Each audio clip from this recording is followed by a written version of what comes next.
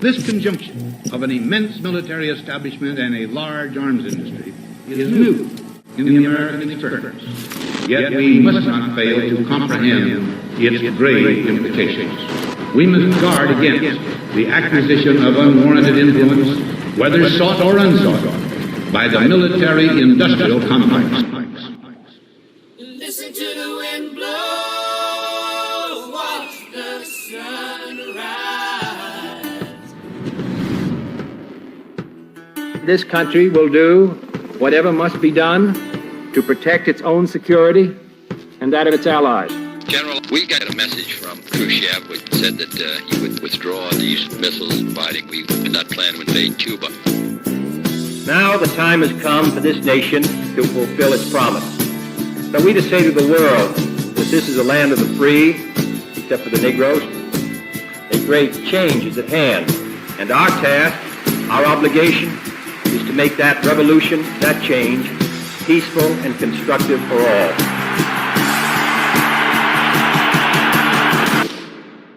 Run in the shadows, damn your love, damn your lies. President Kennedy has been assassinated. And if you don't love me now, you will never love me again. I can't The time for debate is over. The time has come to unite. We are a strong and we are a courageous people. I am announcing today my candidacy for the presidency of the United States. I do not run to oppose any man, but to propose new policies. Policies to end the bloodshed in Vietnam. Policies to close the gaps that now exist between black and white, between rich and poor. I run for the presidency because I want the Democratic Party and the United States of America to stand for hope instead of despair. My thanks to all of you, and now it's on to Chicago, and let's win there. Senator Kennedy has been shot. Is that possible? break the silence, damn the dark, damn the light. If you're going to do anything important with your life, there's going to be a hero's journey where you go through the valley of death. You feel you're completely alone. When my uncle was president, everybody was talking about Camelot. And I ended up reading a book about Camelot called The Once and Future King. It gave me the capacity to process pain in a different way. The trick to life is to not have expectations, but just to know what your duty is and to do it. You become relentless. Nobody can defeat you. When the king and queen look over the balustrades of their castle and they see all of their subjects fight each other, they go back to the banquet room and they pop champagne corks. Because they know as long as we're all feuding with each other, then nobody's coming over the castle walls. And what my job is during my presidency is to unify Americans. And then we're all going to go over the castle wall together.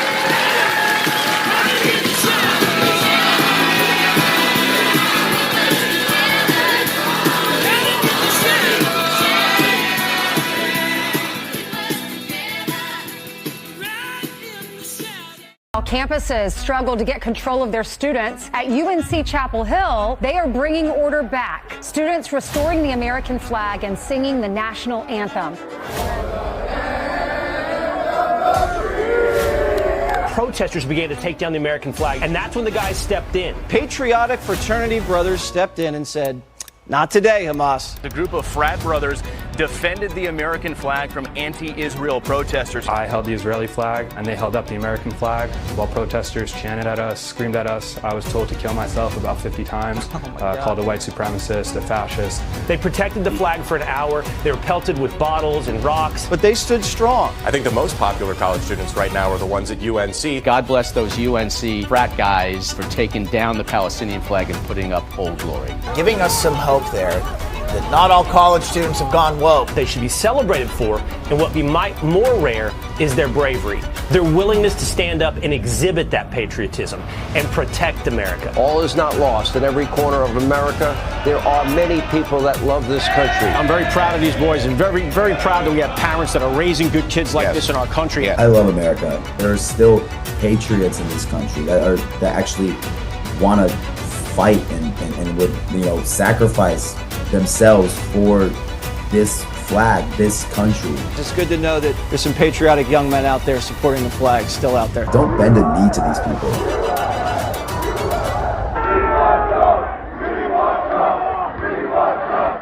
So I'm not allowed to comment on any of that. As you know, I'm under a gag order, which is very unprecedented. But I will say this, that the government, DOJ, et cetera, and in particular lately this office of DA, which is letting crime, violent crime, run rampant all over our city. What they've done to people in my company, they've been after us for years. You take a look at what's happened for years. The Democrats, the radical left, they've been after us for years, and they've destroyed people's lives. They've gone out, hired lawyers, they've been with lawyers for years, been sucked dry. And it's a shame. It's a shame what they've done to this country. And it's a shame what they've done to a lot of great people that have been absolutely ruined and destroyed, not only here, all over.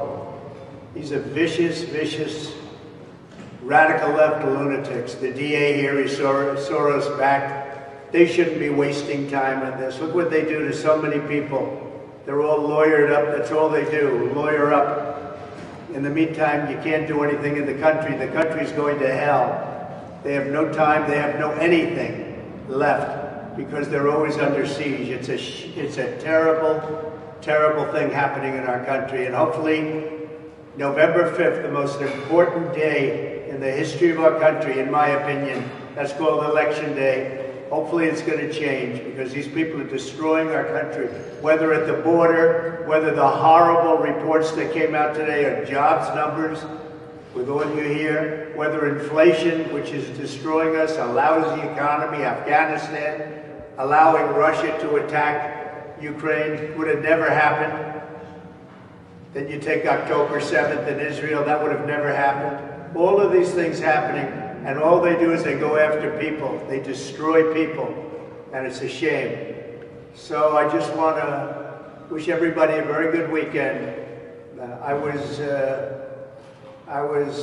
very interested in what took place today. But I just have to say, we have a country to build. We have to rebuild it. Our country has gone to hell. We're a nation in decline. And we cannot let that happen to the USA. Thank you very much.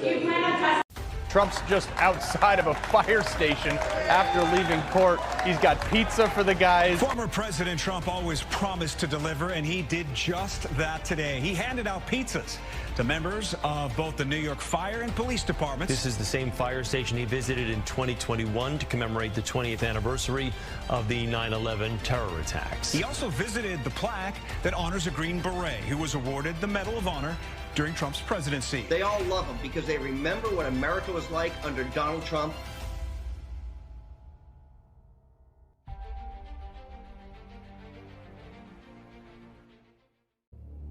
The shelter that I run is called Hui Mahi'ai Aina.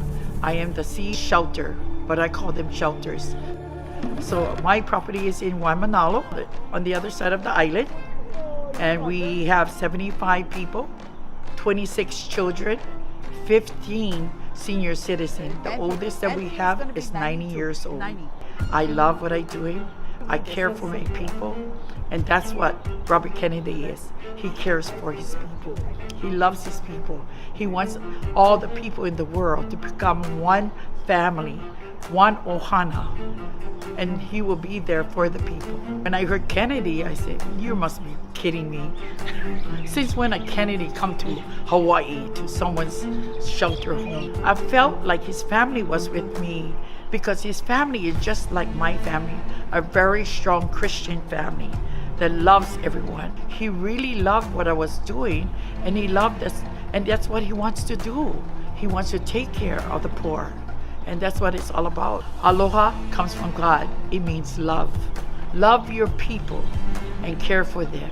I say, please, Lord, I need this certain thing, and who appears the next day is the materials. Something that I need for the garden, it appears. And then sometimes I need important people that I can ask and they appear. You know, I believe that the Lord is with us. He walks with us. He tells us what to do from our heart. When I was sleeping last night, I had a wake-up call and said, Robert Kennedy will bring all the people in the world together as one and believe in the Lord again. And the Lord will show us the way of goodness and happiness. Yes.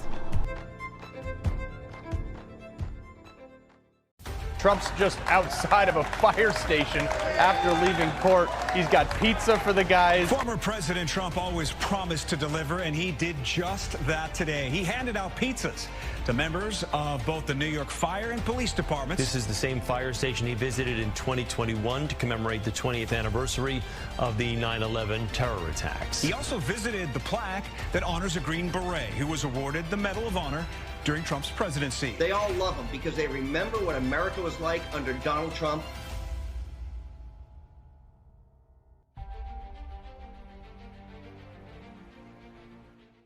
Is a strategic question for you.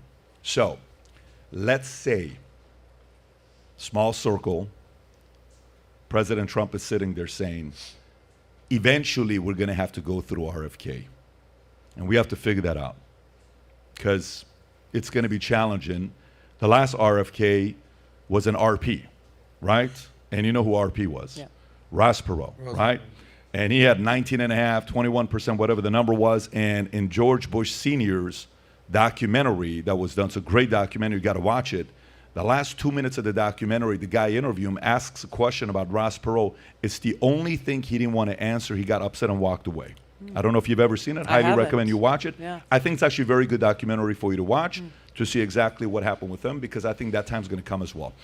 Let's say if you are chosen as a VP or an whatever the role may be, let's say you are the VP. Do you think you could help, since you and RFK have a relationship together, to have RFK potentially, not necessarily, the better word would be to team up, because a lot of the values on what he likes, the left cannot stand him. Even the other day, a story came out, I think last week, talking about the Kennedy family. It's all behind Biden, kind of trying to undermine him. The fact that if your own family cannot support you, why would you support an RFK? They're dividing one of the most powerful Democratic last names, possibly the most powerful Democratic last name we've had the last 80 years, right? 100 years that with Joseph and what he did. What role would you play if you were on the inside to be able to communicate with RFK? You know, I think that as this election season moves on, and you know, I'm not going to violate any privacy of the conversations that RFK and I have already had about what's going on in the country and how we share many of the same concerns about the direction our country is headed in.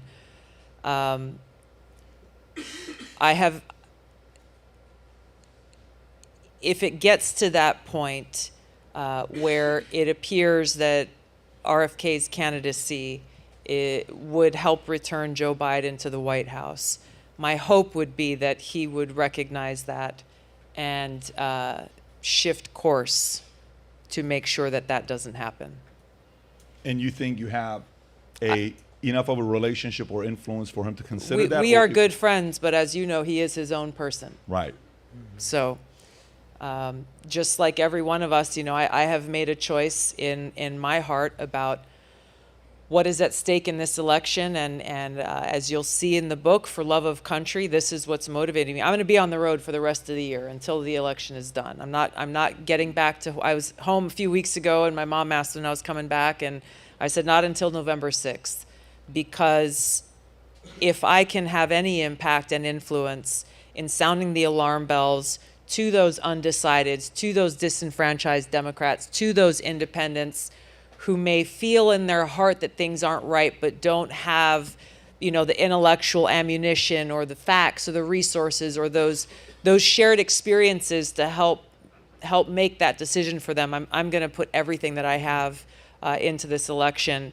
because our country is at stake, and I hope and encourage everyone everywhere to do the same. So, Rob, can you do me a favor and pull up the VP? Because I know it's a tough question for me to ask, and it's unfair for you to answer it because there's conversations that's been had privately, and you don't want to compromise that because later on it's going to come back. So I respect Well, that. I just respect relationships Totally get it. and friendships. I value that. For everyone out there that's watching, Tulsi is officially on Minect. Rob, if you can show her Minect, the first 50 people that Minect with Tulsi, we will send you a copy of the book as well signed. We bought copies to get it out there because we are so confident in her message being out there. We feel more people need to hear from her. So the first 50 that Minect with Tulsi, ask her whatever questions you got, and those 50 names we're going to send you a copy. Just make sure you're in America.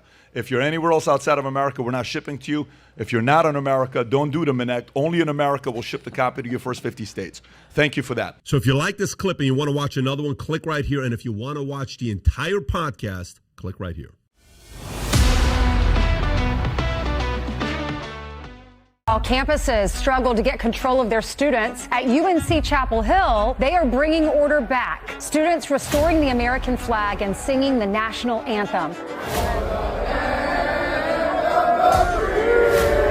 Protesters began to take down the American flag, and that's when the guys stepped in. Patriotic fraternity brothers stepped in and said, "Not today, Hamas." The group of frat brothers defended the American flag from anti-Israel protesters. I held the Israeli flag, and they held up the American flag while protesters chanted at us, screamed at us. I was told to kill myself about 50 times, called a white supremacist, a fascist. They protected the flag for an hour. They were pelted with bottles and rocks. But they stood strong. I think the most popular college students right now are the ones at UNC. God bless those UNC frat guys for taking down the Palestinian flag and putting up Old Glory. Giving us some hope there that not all college students have gone woke. They should be celebrated for, and what be more rare is their bravery, their willingness to stand up and exhibit that patriotism and protect America. All is not lost. In every corner of America, there are many people that love this country. I'm very proud of these boys and very, very proud that we have parents that are raising good kids like this in our country. I love America. There are still patriots in this country that actually want to fight and would sacrifice themselves for this flag, this country. It's good to know that there's some patriotic young men out there supporting the flag still out there. Don't bend a knee to these people.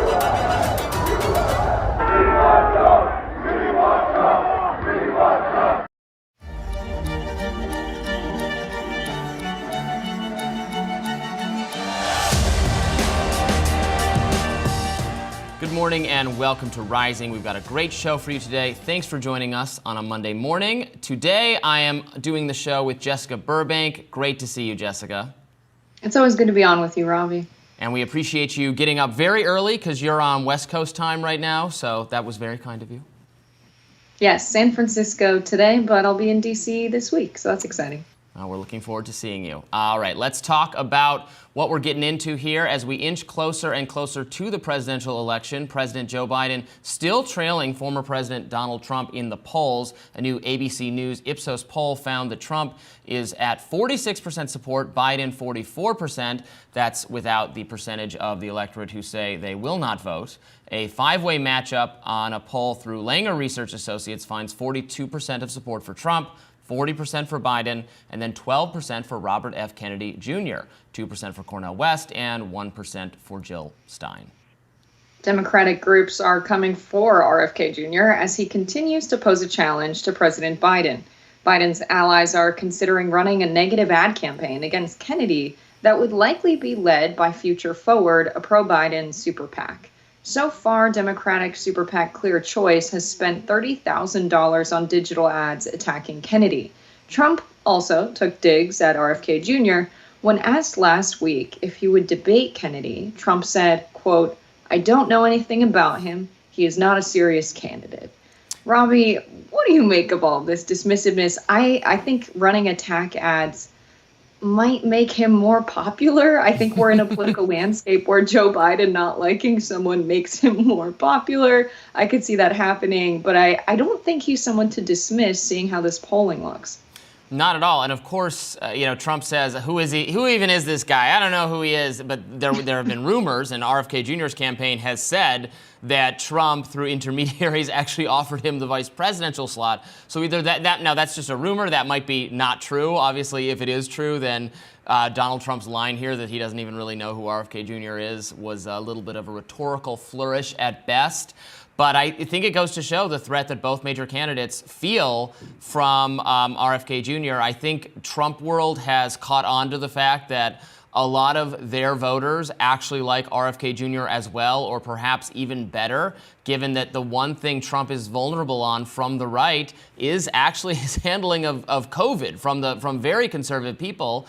They remember him as the guy who took directions from Anthony Fauci, who locked down the country and all the rest. So obviously RFK Jr.'s criticisms of those things does make him popular with some aspects of Trump's base. And then on the other side, how many parties is Joe Biden going to throw at the White House where he brings the rest of the Kennedy family to the premises, puts them in front of a camera, and tries to remind voters that not all Kennedys, right? All the Kennedys are behind Biden except the one, which is, I think, I don't quite understand the point of that tactic, but it seems to be something Biden is doing frequently.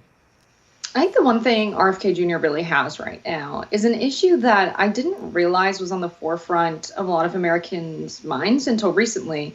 But the corruption we're seeing in the food industry, in the agricultural industry, and in the pharmaceutical industry. And these have been focuses of RFK Jr.'s campaign speeches, interviews, and it really seems that they land with people. On TikTok, like even among the youths, we're seeing this focus on, I have friends who have gone to Europe, or I've gone to Europe, and I'm eating the same exact food, dairy, bread, what have you, and I lose weight. And it's not usually because they're walking more. A lot of these people are now saying, I don't have a stomachache afterwards. I don't feel gross afterwards. I think it's the additives and preservatives in the food that we're getting in the U.S. that you don't have in Europe.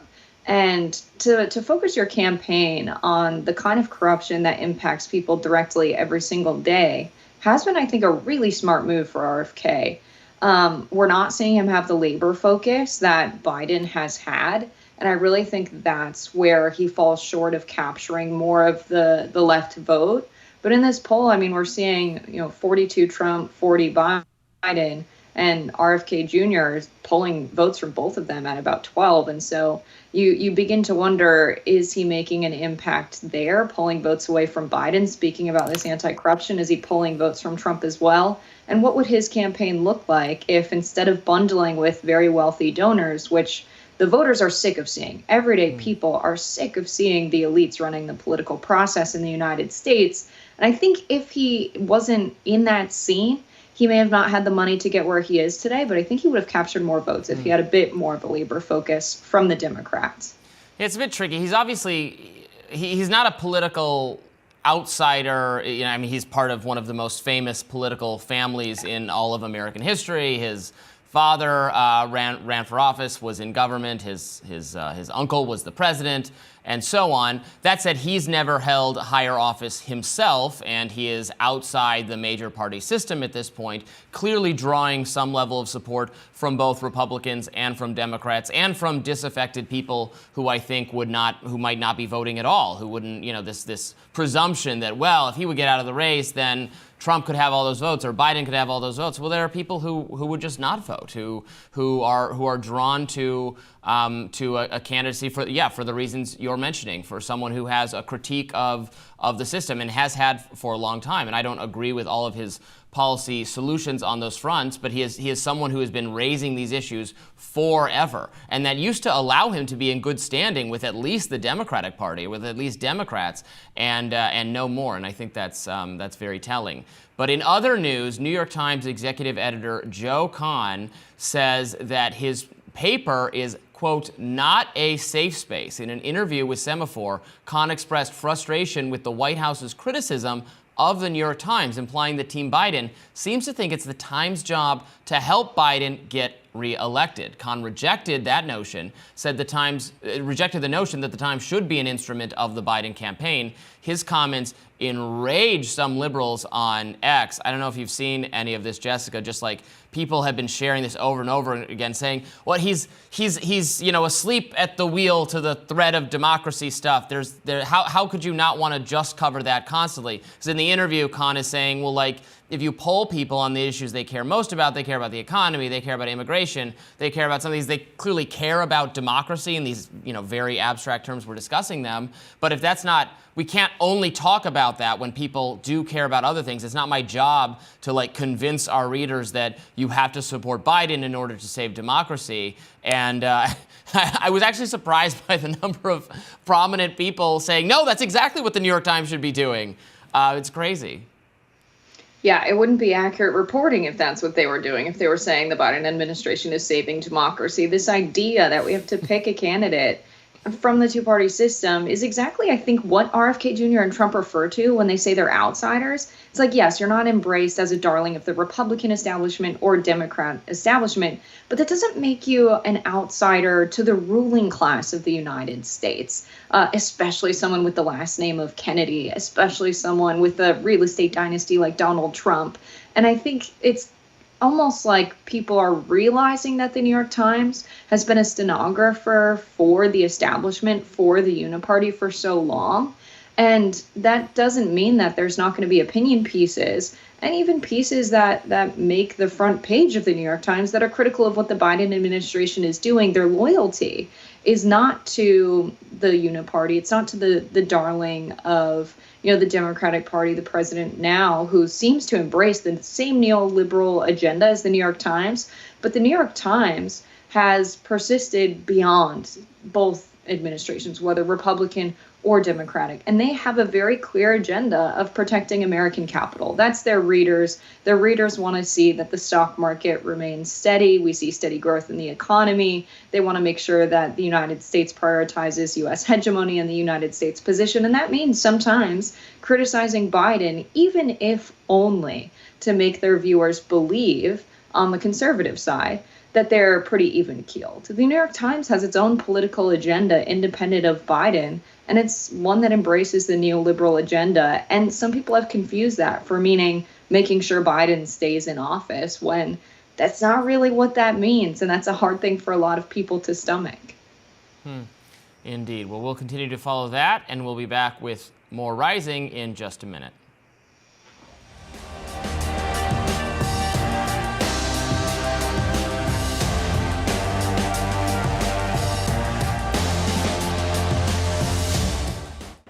So I'm not allowed to comment on any of that. As you know, I'm under a gag order, which is very unprecedented. But I will say this, that the government, DOJ, et cetera, and in particular lately this office of DA, which is letting crime, violent crime, run rampant all over our city. What they've done to people in my company, they've been after us for years. You take a look at what's happened for years. The Democrats, the radical left, they've been after us for years, and they've destroyed people's lives. They've gone out, hired lawyers. They've been with lawyers for years, being sucked dry. And it's a shame. It's a shame what they've done to this country. And it's a shame what they've done to a lot of great people that have been absolutely ruined and destroyed, not only here, all over. These are vicious, radical left lunatics. The DA here is Soros-backed. They shouldn't be wasting time on this. Look what they do to so many people. They're all lawyered up. That's all they do, lawyer up. In the meantime, you can't do anything in the country. The country's going to hell. They have no time. They have no anything left because they're always under siege. It's a terrible thing happening in our country. And hopefully, November 5th, the most important day in the history of our country, in my opinion, that's called Election Day. Hopefully it's going to change, because these people are destroying our country, whether at the border, whether the horrible reports that came out today are jobs numbers, with all you hear, whether inflation, which is destroying us, a lousy economy, Afghanistan, allowing Russia to attack Ukraine would have never happened. Then you take October 7th in Israel, that would have never happened. All of these things happening, and all they do is they go after people. They destroy people, and it's a shame. So I just want to wish everybody a very good weekend. I was very interested in what took place today, but I just have to say, we have a country to build. We have to rebuild it. Our country has gone to hell. We're a nation in decline, and we cannot let that happen to the USA. Thank you very much. You are officially someone she fears. I don't know if there's a better compliment you can get. Like, I don't know who's quoted on the back of your book. Well, one of the quotes needs to be Hillary Clinton because it should be a way, like a badge of honor. And the reason why I say this, I was on a Twitter Spaces a couple months ago, and there was a lot of people talking about different VP and who would be good and who would be this and who would be that. I'm not in the political world, but we get a lot of weird phone calls of people wanting to ask us for counsel. What do you think about this? What do you think about that? We're just regular people that are running businesses, but every once in a while, weird people call us. And I always bring up your name because there's something that is fearless about you.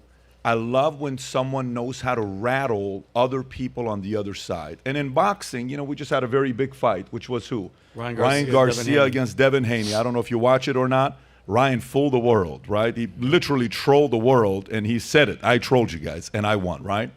I'd love a rematch to see what he's going to do with, you know, Tank Davis. Maybe not at 134 pounds or 136 pounds, that he can only gain 10 pounds. Maybe at 145, and he can gain whatever the weight. I'd love to see what that rematch fight looks like. Oh, I would love to see you and Kamala on stage. Oh. You know, can you imagine that visual, right? There you go. If Tulsi's chosen as the VP, I just want to, if they sold that pay-per-view, my gosh, we would sell millions of pay-per-view. There's a fundraising idea for Donald Trump's campaign. Of course there is. That would be an easy one, right? So no, I just think about, you know, so maybe let me ask a question a different way from you. If Donald Trump is watching this and somebody asks a very simple question, how should he assess who to choose as a VP this time around that's different than 2020? Because 2016. Because 2016, Pence was kind of strategic where he was going, you know, a state that could have helped him out. Indiana, evangelical, Christian, yes. Kind of calm, you know, doing his own thing, you know. Kind of a middle America psyche, too. Yeah. And Trump kind of needed that because he was a little bit edgy. So everybody's like, okay, that guy's going to be in his ear. At least somebody has got a little bit of calm temperament that's going to be okay. How do you think strategically would be the right choice to make as a VP today? What do you think is different about 2024 versus 2016?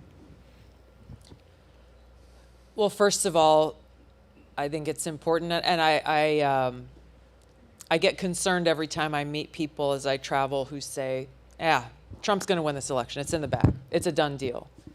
I've been through enough elections and I've seen enough elections where it is not done until that last vote is cast. And it concerns me when I hear this from people because it allows for a sense of complacency. We saw this in 2022. The outcome of the election was very different than what pundits on both sides of the aisle were saying it would be.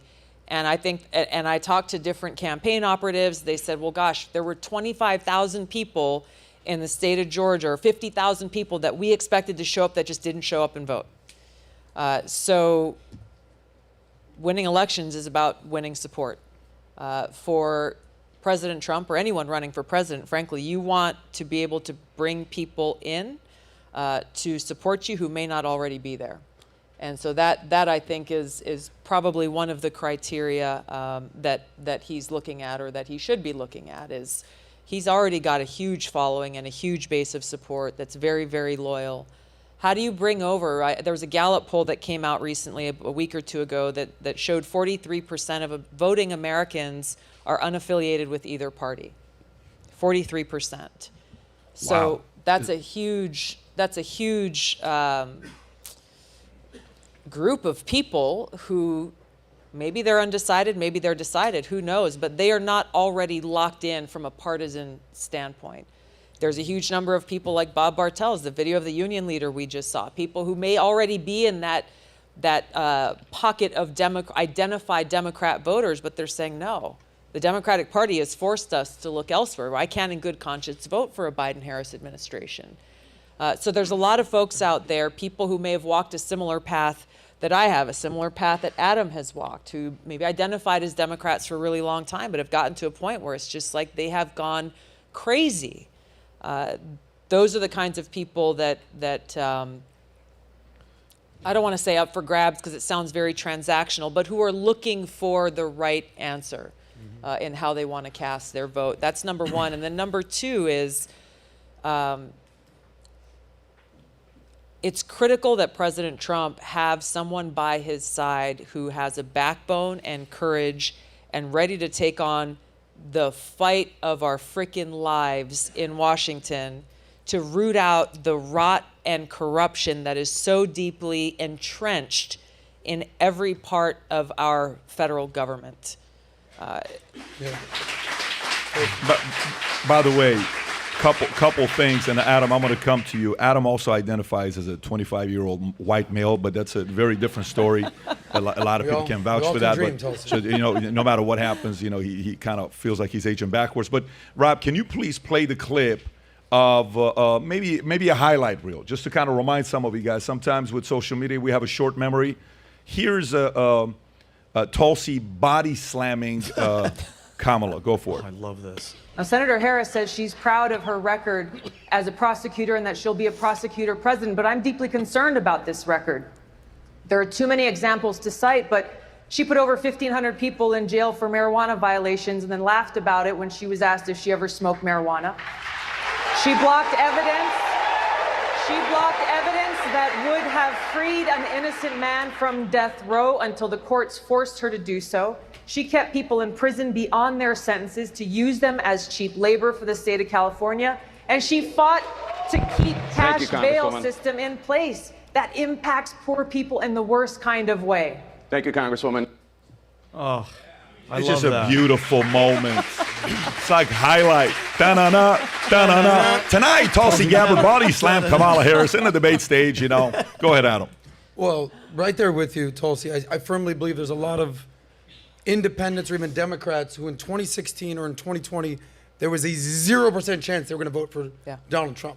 And now he is fully in play for their vote. And that's not just me. I think there's millions of Americans right there, especially in swing states, in Michigan, in Wisconsin, in Pennsylvania, in Georgia, for sure. We were talking about the qualifications of what it would take to be a VP. Yeah. So fully on board with your bravery, with your courage, speaking truth to power. When I think of Trump, the one thing you need to have to bring to the table for Trump, you said it, is loyalty. Yeah. So there's millions of people that are loyal to Trump. Your loyalty, obviously, I'm not questioning your loyalty, but if you just look at the evidence, you're not loyal to the Democratic Party. You've left them. They weren't loyal to you. You're also fully on board with being critical of Trump. It's not a secret. Pat talked about it. What's going to happen if you are in the Oval Office and he says something you don't agree with? I mean, we saw what happened to Mike Pence. This guy was his lapdog for 3 years and 364 days. Now he's dead to him. You've got a backbone. You've got courage. What's going to happen when you're like, yeah, Trump, I don't agree with you on this? What would happen to your loyalty then? Here's what I think Why are is you starting a fight already? Like, what's the matter? Jeez, I thought you guys were have a nice but I'm sorry. Go ahead. Here's what's important, and here's where, so much of the caricature and the narrative that those who hate Trump put out. We were talking a little bit backstage there about what's going on with the Supreme Court and this whole immunity challenge and everything else. One of the Democrats' favorite lines is, we have to save democracy by stopping Trump, because if he is allowed to be reelected, it'll be the last election the country ever sees, and he will become the dictator-in-chief, and so on and so forth. Yeah. And so, yes, loyalty is important. I make no bones about the fact that my loyalty will never be to a single party. It will always be to our country first. I don't question Donald Trump's loyalty to our country, and here's why. if it doesn't matter how many people say, well, he's only in it for himself and this and that.